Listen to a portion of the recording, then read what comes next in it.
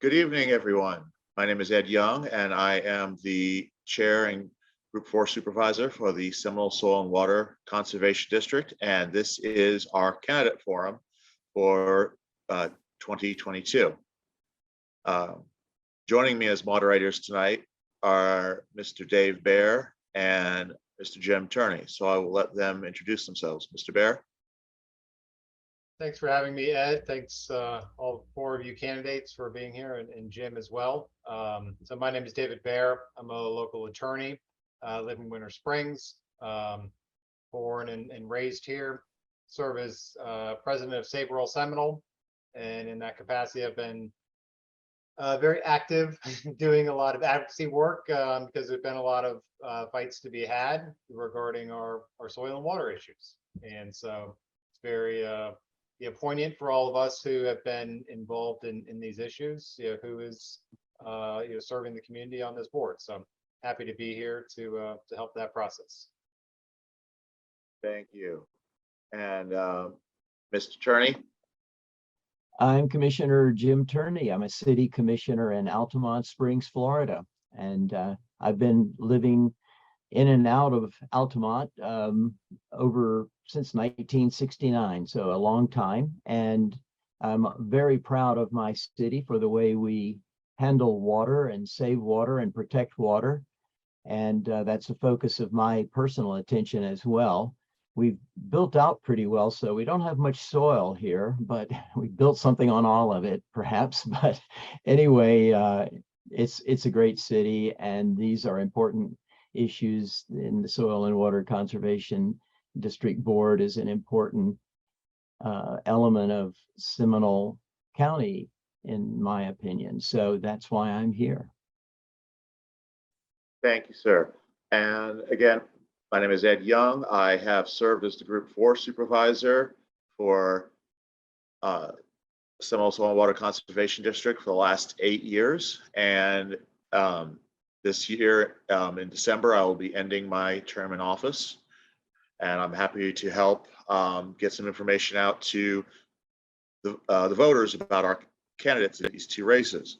Tonight, we are going to have two challenge races. In the Group 1 race, we have Sarah Hall and Jennifer Webb. In the Group 3 race, we have Betche and Gabrielle Milch. And in case anyone's wondering, we have our 3 other races were run unchallenged. Karen Harriet is Supervisor-elect for Group 2. Ryan Ramirez is Supervisor-elect for Group 4. And Patricia Wilson is Supervisor-elect for Group 5. Tonight, there's going to be a series of 9 questions at 3 each from each of the moderators. And before we get started, each candidate will have 90 seconds to introduce themselves. And once we get to the questions, they will have 1 minute to respond each. And then at the end of the forum, each candidate will have 30 seconds in closing. And the first candidate to do their introduction, done randomly, will be Jennifer Webb. Thank you, Ed. I have been a Seminole Soil and Water Conservation District Supervisor for 2 years, serving Group 2. Professionally, I am an architect, been an architect for about 20 years, working at various sites. Currently, I work with Lockheed Martin over at Cape Canaveral Space Force Station. My involvement with the Soil and Water Conservation District includes group events such as the State Florida Land Judging Competition that was held in our county this past year. Also been involved with several sustainable design projects, including the airport project over in Orlando, where it was a LEED Gold project, so very familiar with sustainable practices and environmental protection. Been also very involved with our local communities, such as the Seminole Public School District, where I've been involved with the Business Advisory Board for almost 10 years. All right, thank you. Next up is Betche.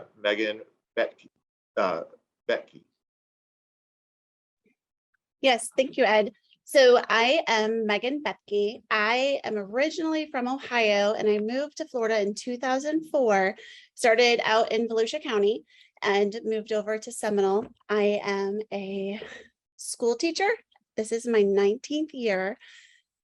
It's crazy to think 19 years in Florida and it flies. And that first year I was here was when we had all of those hurricanes. So Charlie, Francis, naming a few.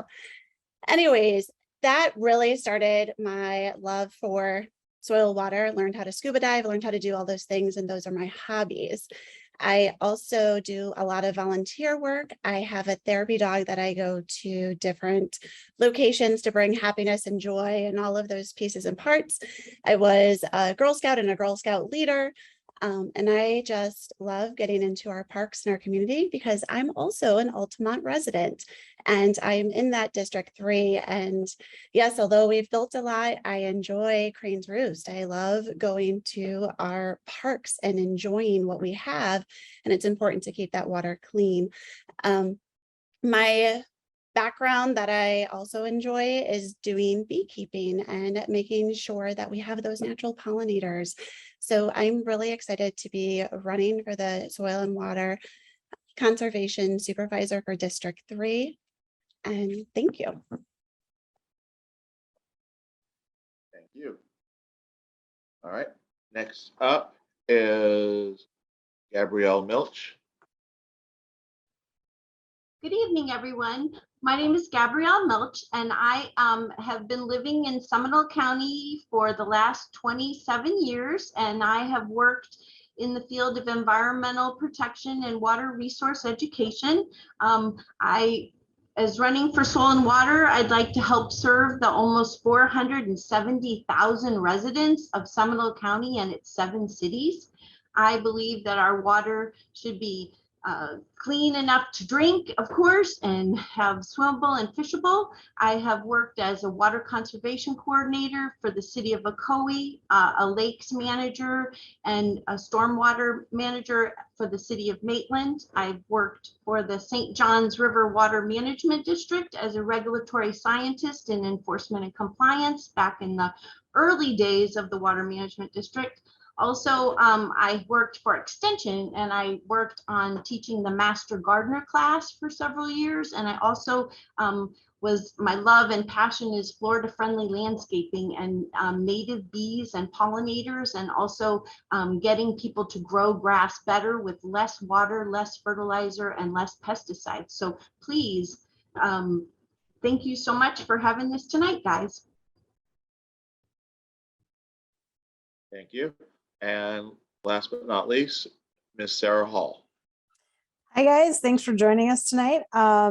So I'm Sarah Hall. I've lived in Florida my entire life. I was actually born here. I was born in Jacksonville and moved to Seminole County and Winter Springs when I was 8 months old.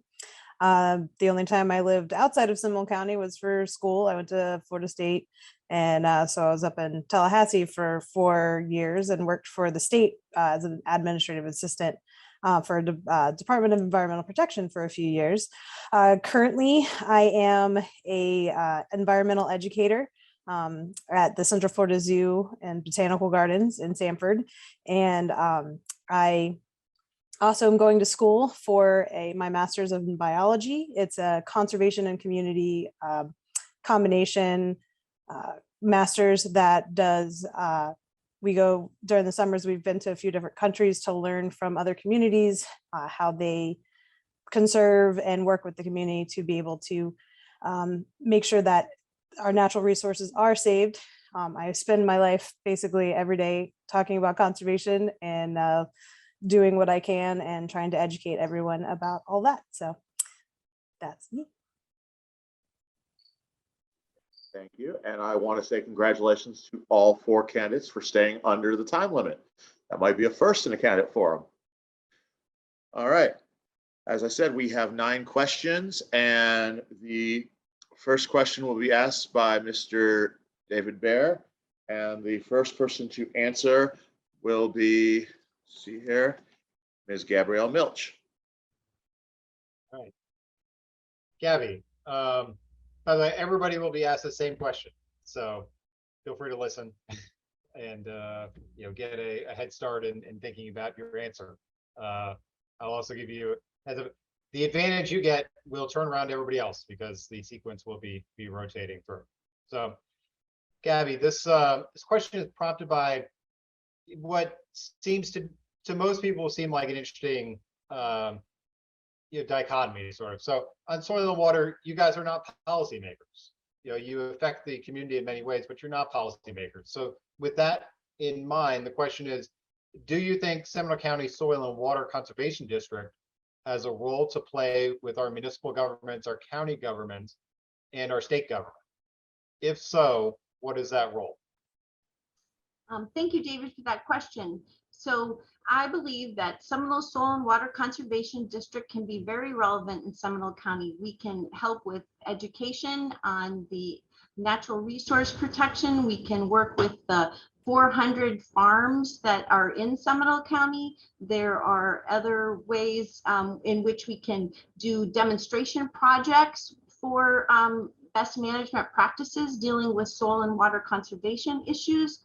I think that we can also get a higher awareness in the community about the importance of soil and water conservation, especially with all the new people coming to Florida and Central Florida, especially. Thank you.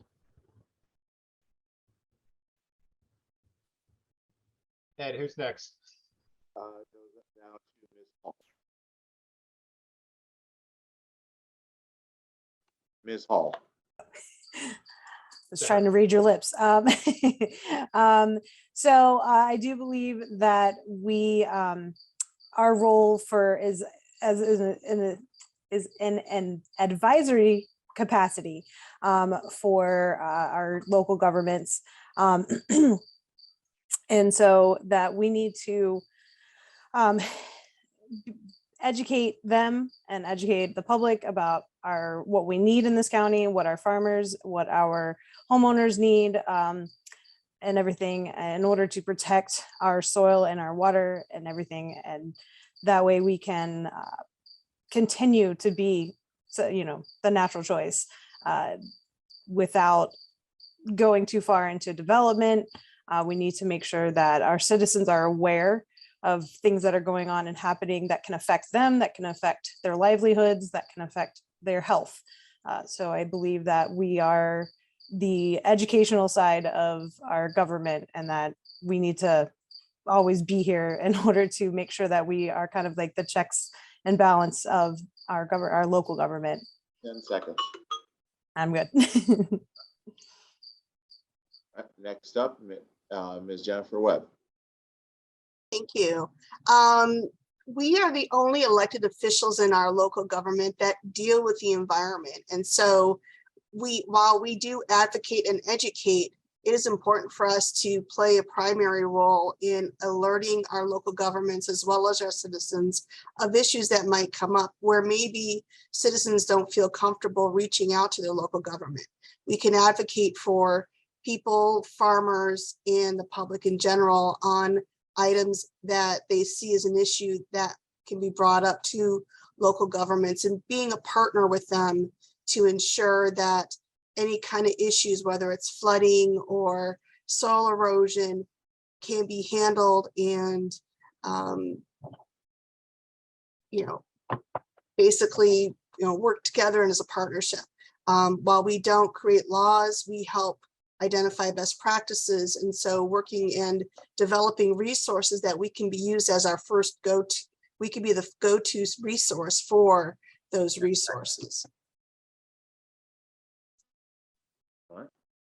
And Ms. Betche.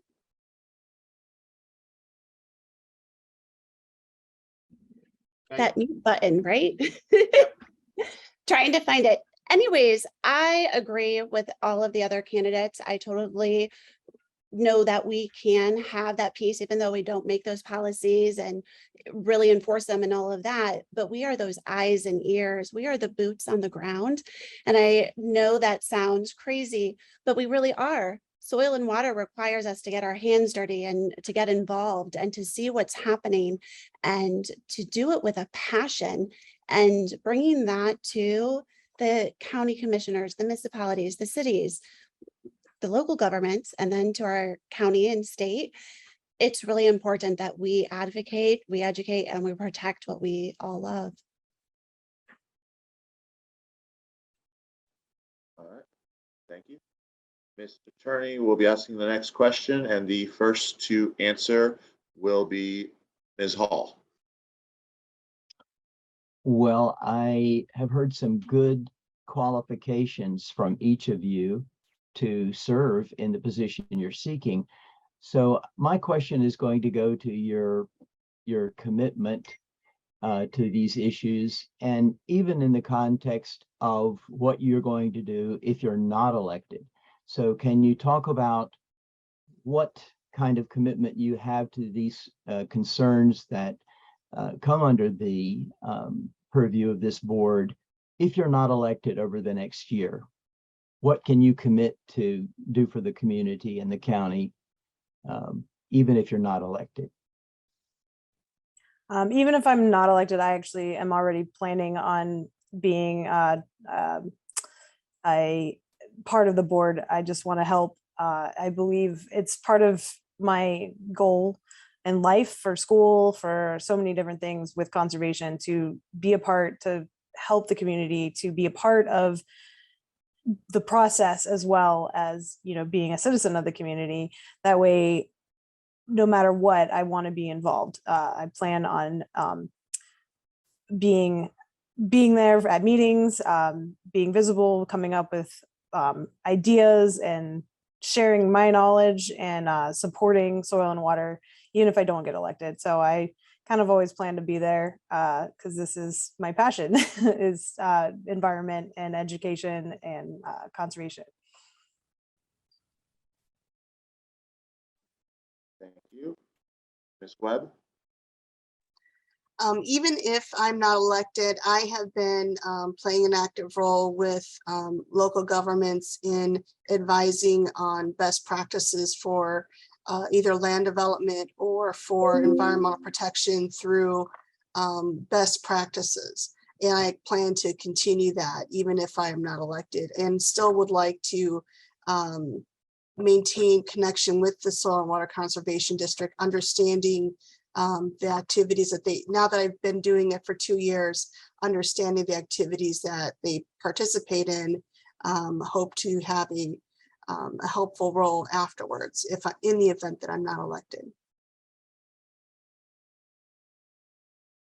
Thank you. All right. Thank you. Ms. Betche? So if I'm not elected, I'm still going to do what I have been doing.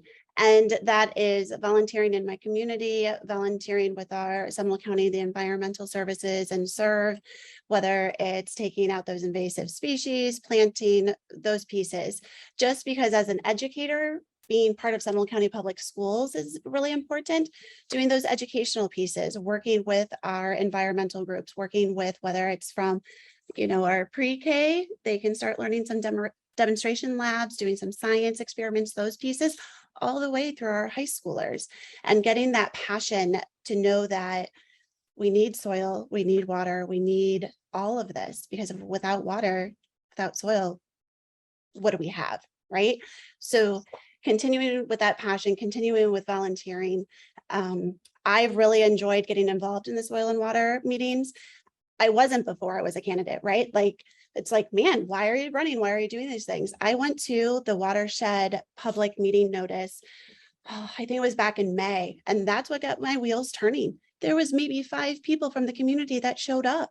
Somebody, someone, we have to care, right? The Dr. Seuss books, the Lorax, talking, unless somebody cares, what's going to happen? So I'm not going to stop caring. Hopefully I am elected. If not, I'm going to continue caring and loving and living in the community I live. Thank you. Thank you.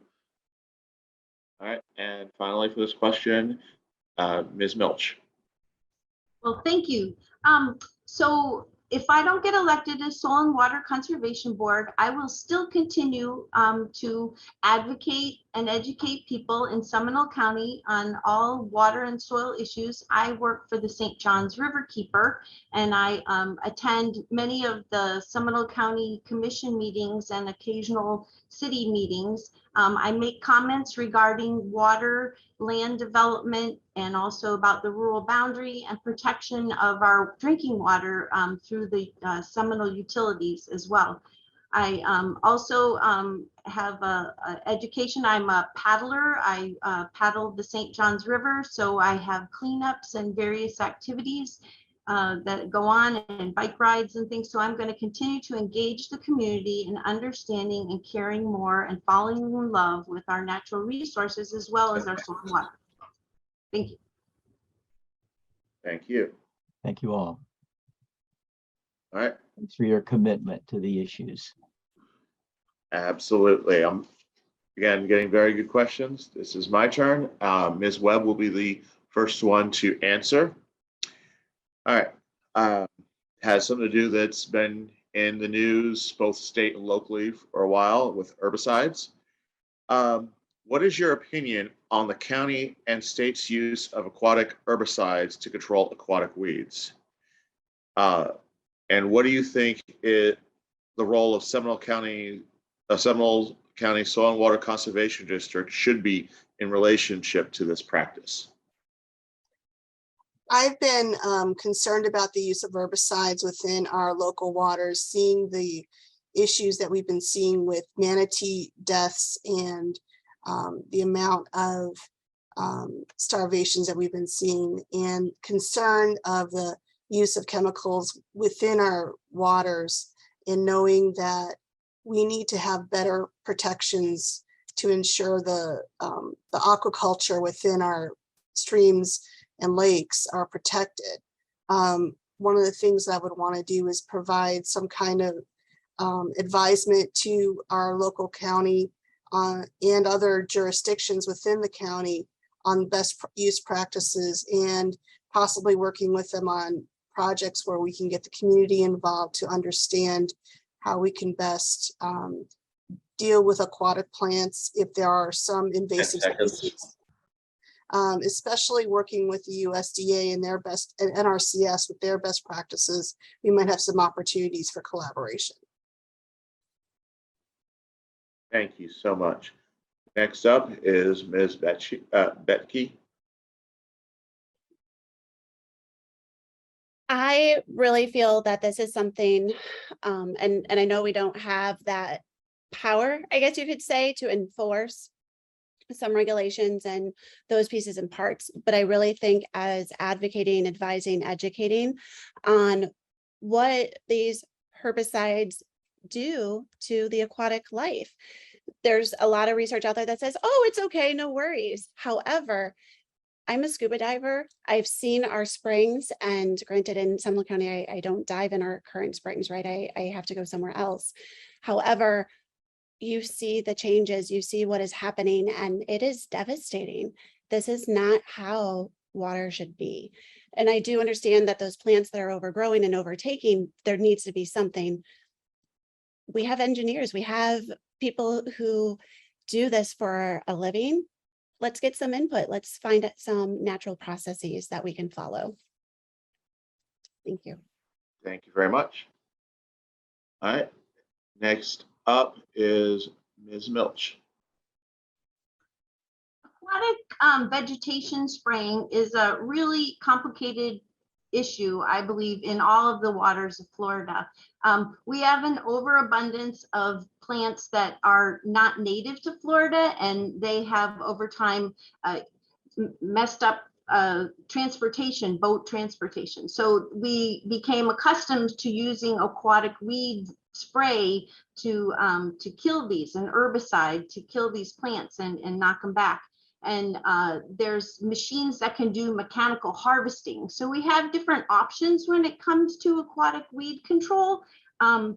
You know, it's kind of feast or famine. In some water bodies, we have an abundance of too many plants that are the invasives. And then in other bodies of water in Seminole County, we have not enough plants. So we have an issue with wildlife, manatees, and we have problems with the residual of after we do the spraying. So I ran out of time. Thank you so much. And last but not least, Ms. Hall. So I do believe, I agree with Gabby that it is a complicated issue for aquatics, our waterways and everything, and all over the state. There are other alternatives to things. One of the things is, like, I have a residential lake around in my neighborhood that is controlled by us, and we do water. But something I've noticed in a lot of places is a lack of Florida native plants and a lack of education about how to plant around lakes and how to manage living on a lake, and recreational use of a lake. Something actually, I interviewed Dave Bear for one of my projects, and something he had mentioned was that we should be cleaning and bleaching like the bottom of our kayaks and our canoes before, when you're, to avoid the transfer of aquatic plants from one area to another, things like that. That's a lot of information and education that we need to make sure that we need to get out there. So I believe that we can do that. Thank you so much. And we'll go back to Mr. Bear for our next question. And I believe Ms. Betche will be the first to answer. So I have some bad news for all of you with this question. You are all competing to obligate yourselves to commit time every month without getting paid. And to some people, it might seem like a strange choice. So my question to you is, what has motivated you? What could possibly motivate you to run for this position as supervisor of Seminole County Soil and Water Conservation District? Megan. So what motivated me, and I started out with my other question, is that back in May, I attended this management meeting, and it was sad to see that our community is not involved, right? So somebody has to. I love volunteering. I don't know why that is. I don't know if it's because that's how I was raised and that's what we do. And, being a part of Girl Scouts and 4-H and FFA and in my community, I grew up in the country. You help each other out. And so coming to Florida, I had those values and standards, and I want to help. And I want to help in any way possible. And so I was kind of excited, even though I know that sounds kind of weird. When it's a volunteer elected position, people are like, why are you doing this? Why aren't you getting something that's paid or getting this? And I said, because I want to learn, I want to grow, I want to know what our community is really, really like. And so doing soil and water, I will commit as much as I need to. And I look forward to spending my time in our communities. Thank you. Ms. Milch. So volunteering for Soil and Water Board is a passion that is unpaid, and I spend a lot of my life. I care about the children, and I care about future generations, and I care about our water quality and our natural resources. And I see, since living here, how it has declined. And so I want to fight for our water and protect our farms and our natural resources. We have a lot of unbridled growth going on. We're not thinking about the future. We're not planning for climate change. And in some respects we are, but in others we're not. So we all need to work together in soil and water. And I hope each one of you comes out and volunteers to help, because that's what it's going to take for us to get through the next couple of years. And I would like to do soil and water, even if it's unpaid. I spend most of my time concerned about those issues, and I work on it all the time. So it's kind of like what I do. It's my passion. Thank you so much. Next up, Ms. Hall. It is part of my life. I didn't even really know about soil and water for a long time, but one of the things I was looking for was how to get involved and help make changes in my local community. It's always great to do things and educate people and everything, but getting involved on the government level is needed. We need a lot of people to voice their opinion, to just let our government know in general, like all the things that we need to do, that they need to support, and that all the things that are going on in our environment. So even not getting paid, that's fine. I don't make much. I'm used to it. So it's, for me, this is part of my life. This is the path I chose to be able to educate and conserve and care about where we live and everything in the world, and especially our local community. All right, thank you. And next is Ms. Webb. I came across a situation where a developer had decided to build a large community right next to where I lived, and didn't realize the impact of what that developer was doing. Even though understanding how architectural projects work, and seeing the impact in the environment really struck a nerve with me, especially understanding one of the reasons I love living in Seminole County is the natural resources we already have here, and seeing how the developer was able to come in and really take advantage of the situation here in the county and overbuild in an area where it is very sensitive. They built right onto the Econ River, and it really struck a nerve with me. And this was probably about 10 years ago. So part of my passion is working to improve the environment within the county. And so that's where trying to be a part of it, regardless if I get paid or not. It's been really important to me. Thank you very much. And I can relate. I've had people ask me if I had a head injury when I told them I was running for an unpaid office. All right, our next question will be by Mr. Turney, and I believe the first up will be Ms. Milch. Well, continuing on with talking about issues here, I assume you all understand that the septic tank issue is one of concern to our natural waters. It's a problem we don't really have here in my city, fortunately, but septic tanks, are still a lot of septic tanks in Seminole County. And actually there are a few in the city of Altamont Springs in places we can't get pipes to. So I wanted to know what you think that this board can do to encourage homeowners to minimize the risk to natural waters. I guess that's it. That's the question. What can the board do? Septic tanks are a really difficult situation for many people because if you live on more than 1 acre of land and you have a septic system, but if you have eight homes on 1 acre of land and you have septic systems, you're really adding a load. And septic systems are great for biological control, and they actually treat, but they don't treat the nutrients, and the nutrients are what's polluting our water. And so the best thing, is get your septic tanks cleaned out every 5 years.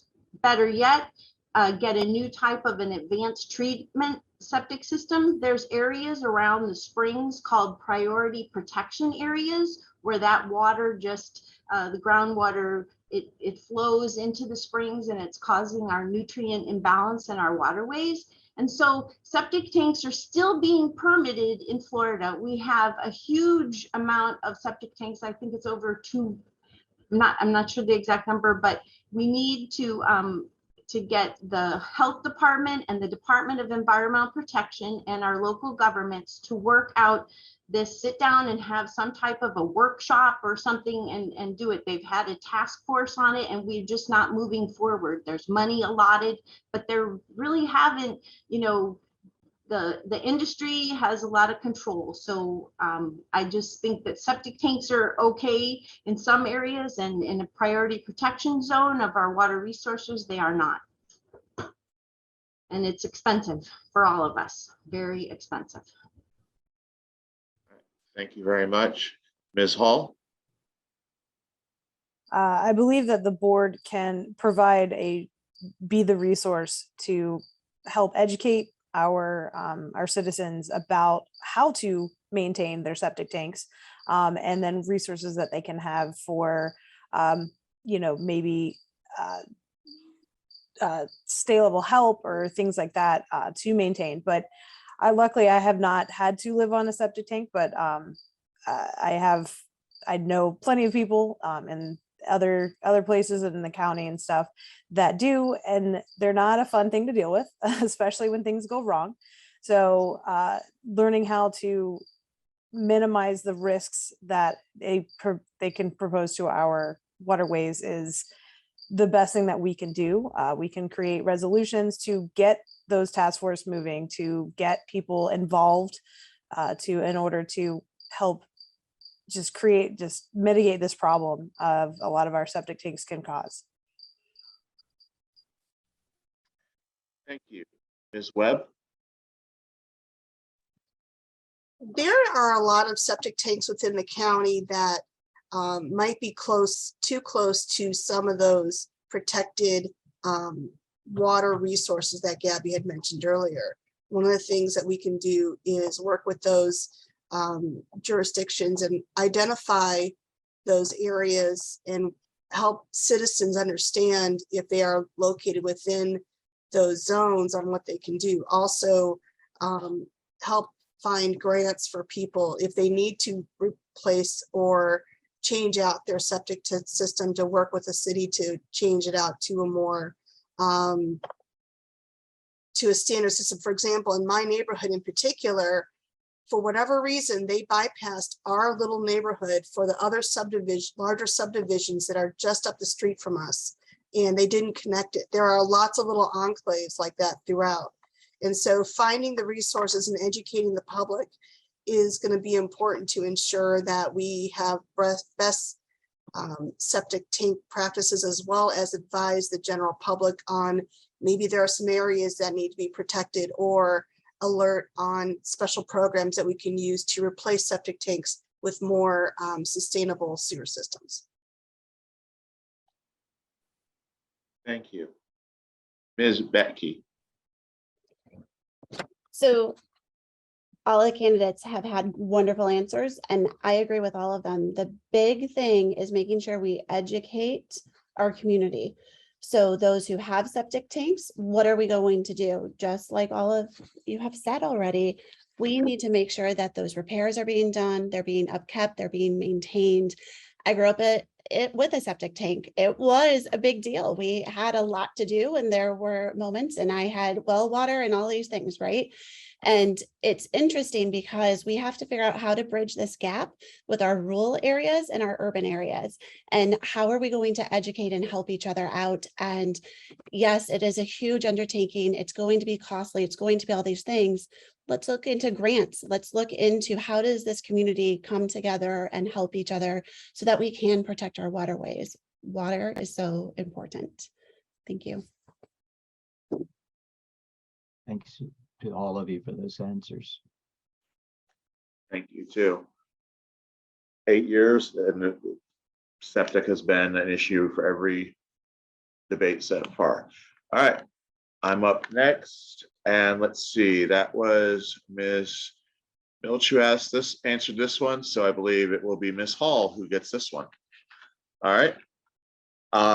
Sometimes we have to be realistic about making mistakes. Within the scope of Seminole County Soil and Water Conservation District's responsibilities, what is one misstep that one of our municipalities, our county, or our state has made in recent years?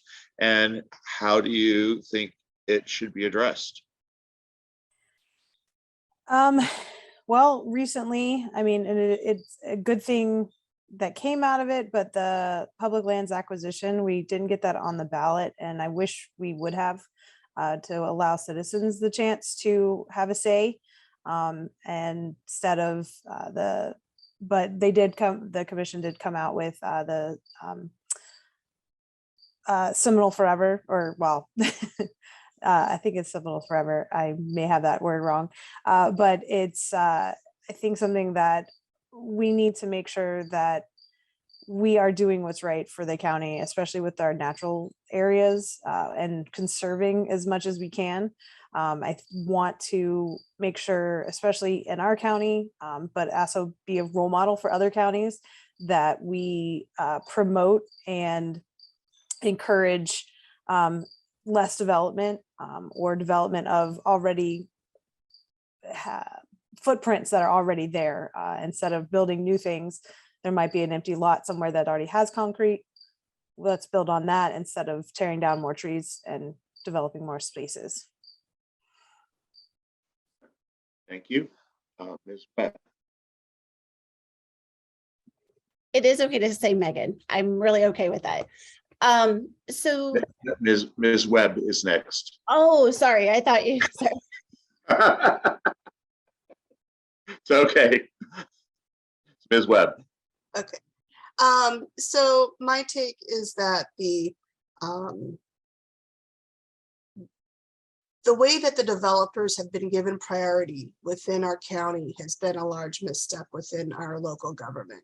And one of the things that it seems that the citizens have been reaching out and saying that they want smarter development, they want more protected development.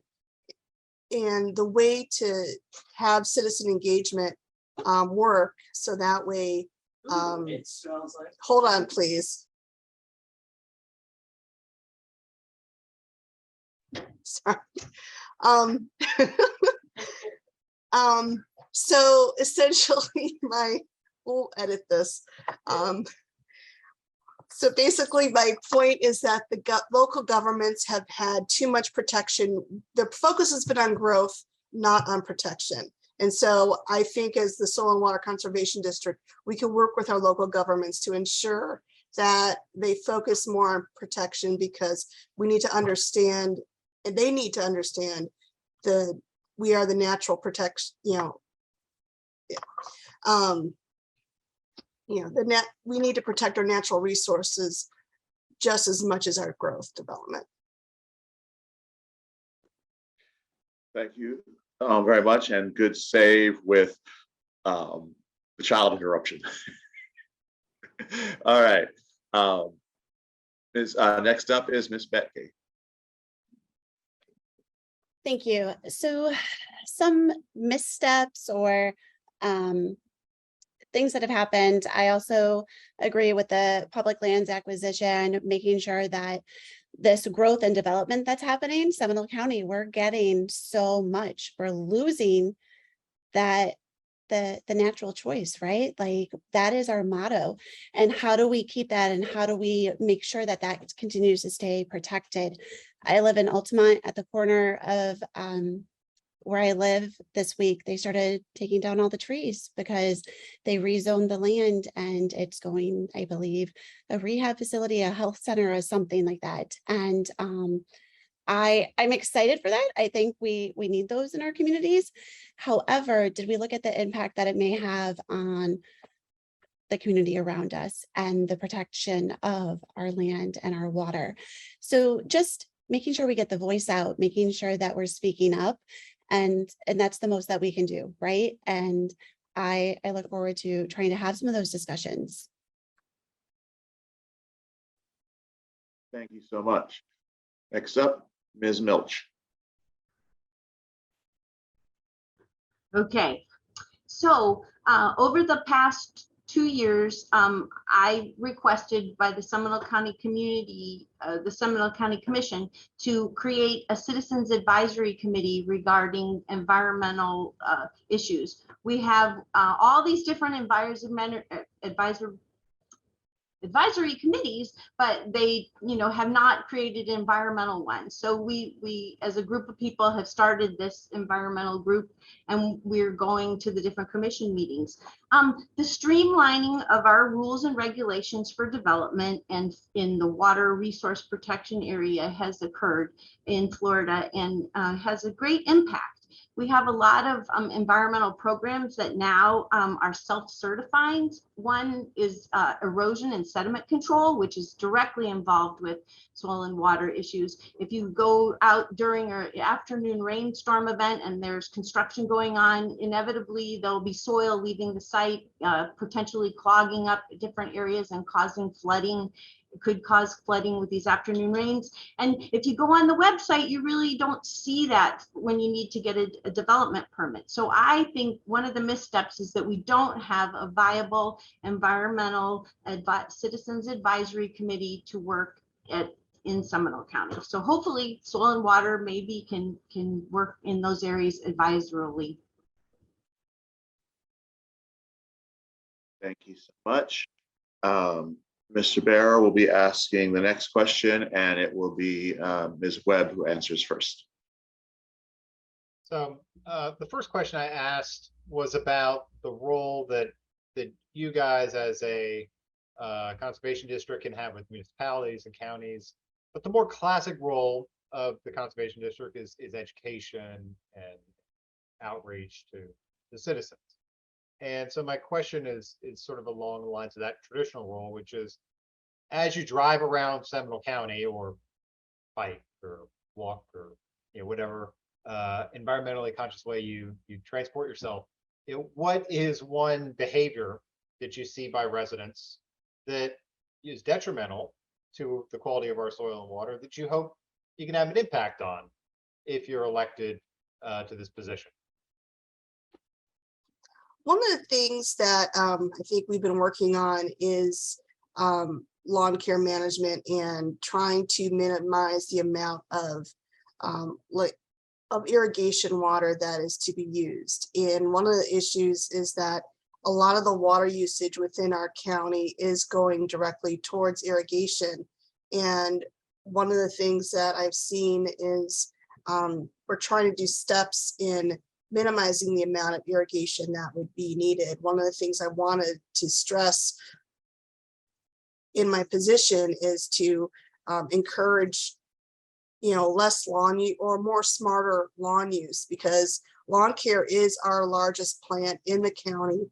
And one of the things that, especially with the amount of suburban growth within our county, if there are ways that we can minimize the amount of grass and include and expand the amount of natural plants within our residential and HOAs, that would greatly encourage the amount of natural habitat within our county.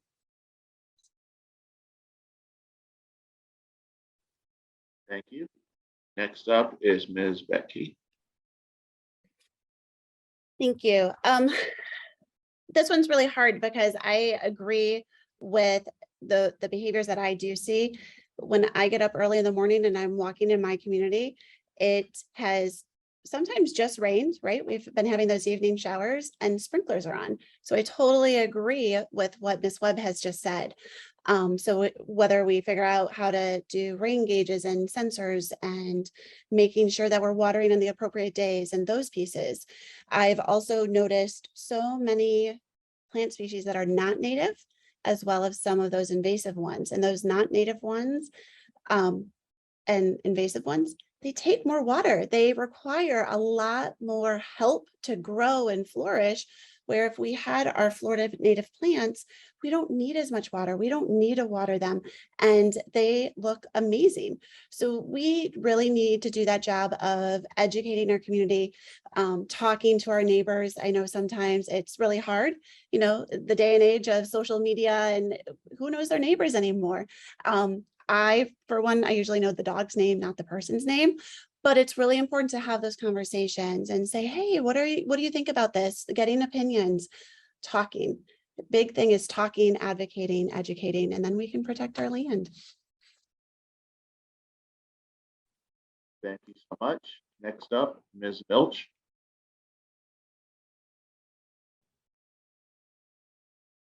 So could you please repeat the question? And stop Yeah, my- sure. So, Okay. and it's an unusually long question, so I apologize, for that. But so the question was, as you're driving around Seminole County, observing your neighbors and what they're doing, is there any behavior you see by them which is detrimental to soil and water quality of our community, which you want to have an impact on if you're elected? So irrigation is one that's been mentioned. I also think that a lot of misuse of fertilizer and pesticides, like right now we have a fertilizer ordinance in Seminole County that we have a blackout period. So you're supposed to only use summer blends during this time, and even I believe the commercial operators. So I would get that. I would have talking to the people. HOAs are really difficult, some of them with their requests to have the perfect lawn. And so I would like to see us move away and become more Florida friendly. And if it's green, mow it.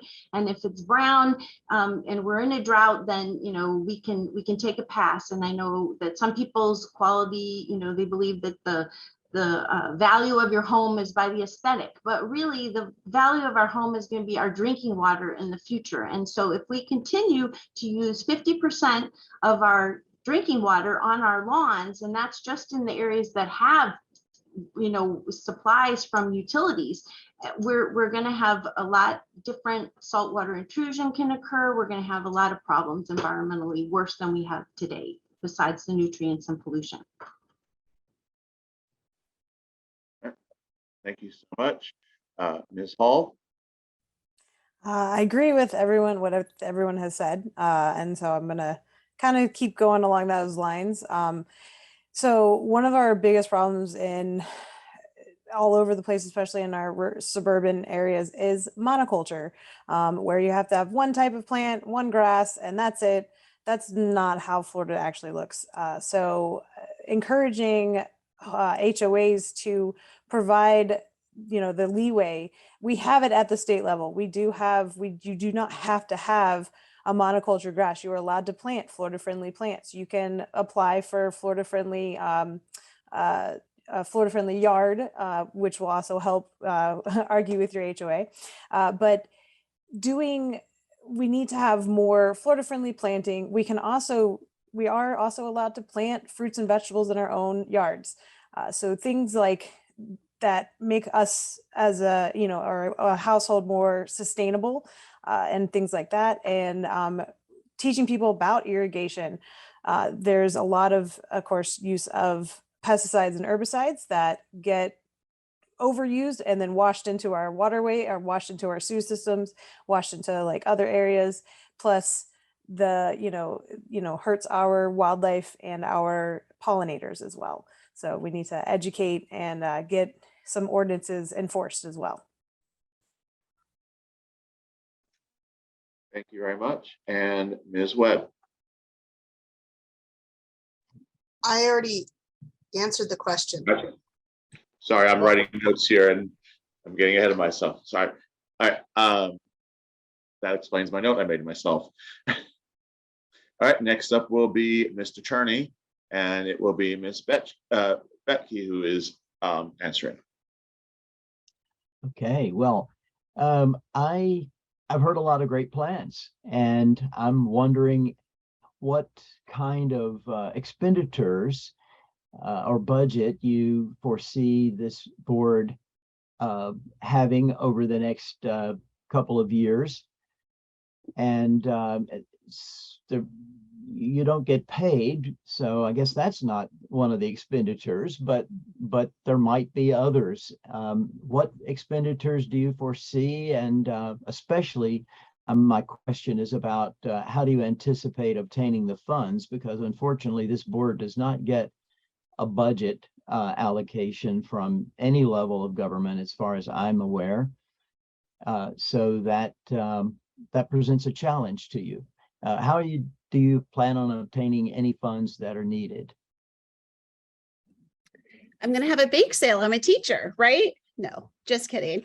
I it's really hard because, and Ed brought this up at another meeting that we were at, but we're originally from Ohio, right? There's line items, there's this, there's that in the state budget. So the big thing is having those conversations to see how can we end up getting those line items? How do we get added to those budgets? However, that's not going to be in that 2-year turnaround, 4-year turnaround. It takes time. So we need to look into the grants. We need to work with our other partners. We need to work with the Seminole County Environmental Services, do some events, going to maybe it's the different farmers markets, things like that, and hosting events, or having a demonstration or a lab, or hey, this is our night to get together, and it's like a $5 fee, and you get some type of item to take home or practice thing to learn about water conservation or how to making sure you're taking a 5-minute shower, right? So doing those things and educating, but probably grant writing mostly, and getting the word out in our community. Thank you. Thank you very much. Next up is Ms. Milch.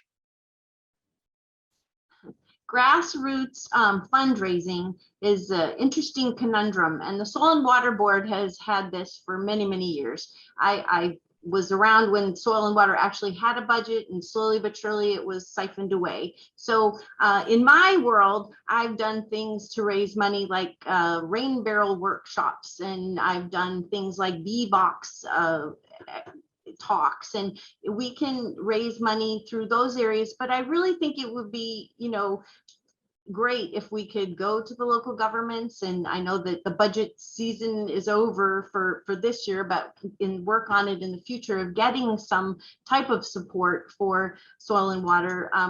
There's lots of different tasks. We can teach classes, we could do a program, maybe, have movie nights, like, and do different things. Also, we can go to the chambers of commerce and plead to the people who are the business owners who will benefit from what we do and how we care and want to tell people about the environment and protecting our water and our soil. So there's a lot of, got to put our thinking caps on, be creative, but grassroots.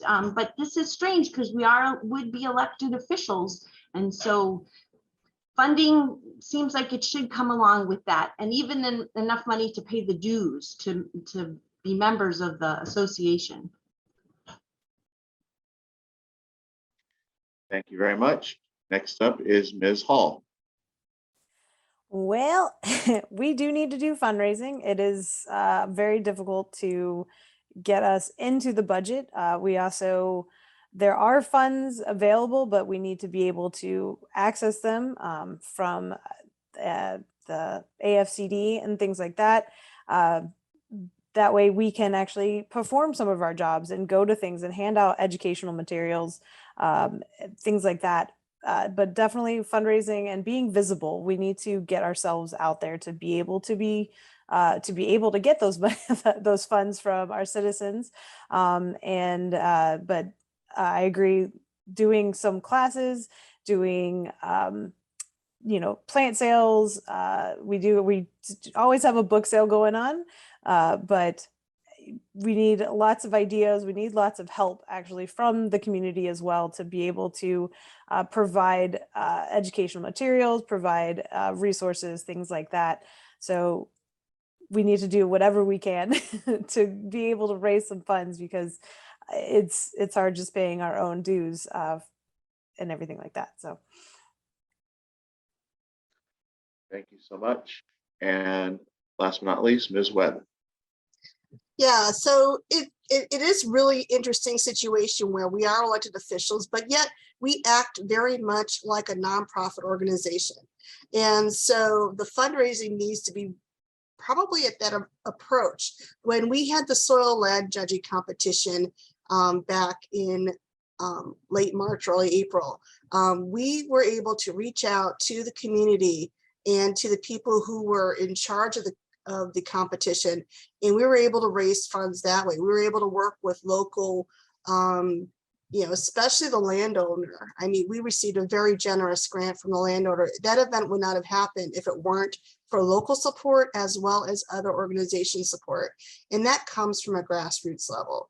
And so treating the Soil and Water Conservation District almost like an elected nonprofit organization. And in addition, there's only so much that 5 people can do. So my hope would be to get more support, either more associate supervisors to help aid with that effort, because we have a lot of people who are very interested in our protection. And so utilizing those resources might help garner more money in the future. All right. Thank you all for those answers. Yes, thank you. We're getting some awesome answers tonight. All right. Well, I hate saying this, but we are down to our final answer for the night. And that will be coming from me. And the first one to answer will be Ms. Milch. This is a bit more of a traditional candidate question. Had to go a little traditional here, even though it's a very non-traditional office. What experiences or expertise do you bring to the Soil and Water Conservation District that other candidates do not? Ms. Milch, what experiences or expertise do you bring to the Soil and Water Conservation District that other candidates do not? I bring 38 years of experience in the environmental education and advocacy realm. I bring a lot of care and my heart into soil and water. I'm not a good person that brags about herself a lot, but I've done a lot of environmental projects through the years. I've done storm drain marking, I've done community gardens, I've done gardens that have to do with schools. We had, where does your food come? Let's grow a pizza garden. I've done invasive plants. I was the one who started the first, with a group of people, we started the first air potato raid. We pulled out air potatoes from Soldiers Park. I started the Friends of the Seminole County Environmental Studies Center. I've done, I helped organize the first and kept it on. It was my idea to do the Lake Lotus City of Altamont Springs Earth Day. And that's in its 12th year. I've participated, in all the activities with the Riverkeeper. So I get out there and I work it. So I care about the environment. Okay. Thank you very much. Ms. Hall. All right. So I am an environmental educator. My focus a lot of times is wildlife. So learning to live with wildlife and working with communities on doing that is my actual true expertise. But I work in conservation every day. Every program we have that I have taught, we always have a conservation focus, and that's usually including something at the local level that you can do. So I know about working with communities. I've been to 3 other countries through school to learn from those communities how they have managed wildlife, their farmers, their agriculture, and on the community level, on their country level, things like that. So this is the picture behind me is actually the Galapagos, where I just recently was, and learned about ingenuity over there and how difficult that is, and how lucky we are that we live here, that we can have ingenious ideas and bring to the table a lot of things. So my expertise is just basically all in conservation and learning to live with the community, live with wildlife, and protecting all of our natural resources, our wildlife, and our natural areas. Thank you very much. Ms. Webb. Thank you. My experience and expertise has been more revolved around bringing people together, bringing diverse people together to come together to solve a common goal. I think one of the things that during the soil land judging competition, where we brought diverse people together and was able to, with really no resources and minimal help from, well, we had a lot of help, but able to bring a diverse group of people to come up with a goal of something that we've really never done before. Our group had never run a soil judging contest before. So not only did we not know what it was, but how was it run? What are the details that were needed? And so in a very short amount of time, we were able to get all of the resources available. And that's kind of my expertise, is project management, and as well as a knowledge of the environment and how things come together. And so hopefully with a lot of the activity that we hope to have in the next couple of years, that can all tie together and make Soil and Water Conservation District meaningful in Seminole County. All right, thank you very much. Ms. Betche. So what I would bring to the Soil and Water Conservation Supervisor Board is my background in education. I love education. I started out teaching elementary school, went to middle school, high school, and now I work with transition, which means 18 to 21-year-olds working on job skills and getting into the community. So working, whether it's with business partners, families, kids, a diverse group of individuals, I'm excited to educate and promote soil and water conservation here in Seminole County. We are the natural choice, and we need to continue to support it and have the passion. And all the candidates here do. So it's a matter of making sure that we're bringing our best talents to the table. And I can organize, I can develop, I can make those phone calls, I can talk to people. I love to educate. I love my community, and I just want to continue making Seminole County thrive by educating, advocating, and protecting. So thank you. Thank you, everyone. We are coming to the end of our candidate forum, and we are now at our final words. And it will be Ms. Hall, followed by Ms. Milch, followed by Ms. Betche, followed by Ms. Webb. So 30 seconds after each one, and then we'll have our closing remarks. Yep. So Ms. Hall, go ahead. All right. So one of my other things I wanted to say is that I am a great researcher as well. I love delving into the science of things to learn the reasons behind why behind things, and trying to figure out new and creative ways to incorporate education and conservation and things like that. I have expertise in both science and art, and I like combining the two. Thank you. Ms. Milch. Well, thank you all for doing this tonight for us. And I have 30 seconds, and I would like to tell you all to please vote for me. I believe I am a good candidate and the best qualified candidate for my race in soil and water. I have good organizational skills. I get a little excited like I did tonight, but I really try my hardest and work very diligently. And please vote for me November 8th. Thank you. Thank you. Ms. Betche. Again, I'm Megan Betche, and I would love your vote on November 8th. I am a passionate educator, and I will bring that to this volunteer elected position. I look forward to serving my District 3 as well as Seminole County and helping to educate, advocate, and protect our natural choice. Thank you. Thank you. And Ms. Webb. Thank you. It's been great serving Seminole County for 2 years, and I hope to serve it for another 2 more years.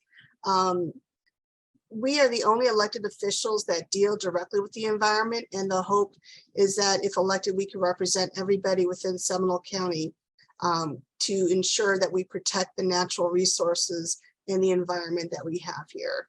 I hope that to serve the community, being able to reach out directly to us, so that way, or hope reach out in the future and allow us to serve everybody, to protect our resources. All right, thank you, everybody. Ladies, it was an absolute pleasure. I can absolutely say we have 4 very enthusiastic and very willing candidates. Thank you for making the time tonight for our voters. I would also like to thank Commissioner Jim Turney and Mr. Dave Baer for also giving up their Thursday night for this forum. If you want more information on candidates, you can find their contact information by going to voteseminole.org and clicking on the current candidate tab to find out their websites and contact information to learn more about them. But thank you. It's been a great and informative evening. And to all 4 candidates, I wish you good luck. Good luck. Let the voting begin. Have a good evening. Thank you. Thank you. Take care. All the best to you all.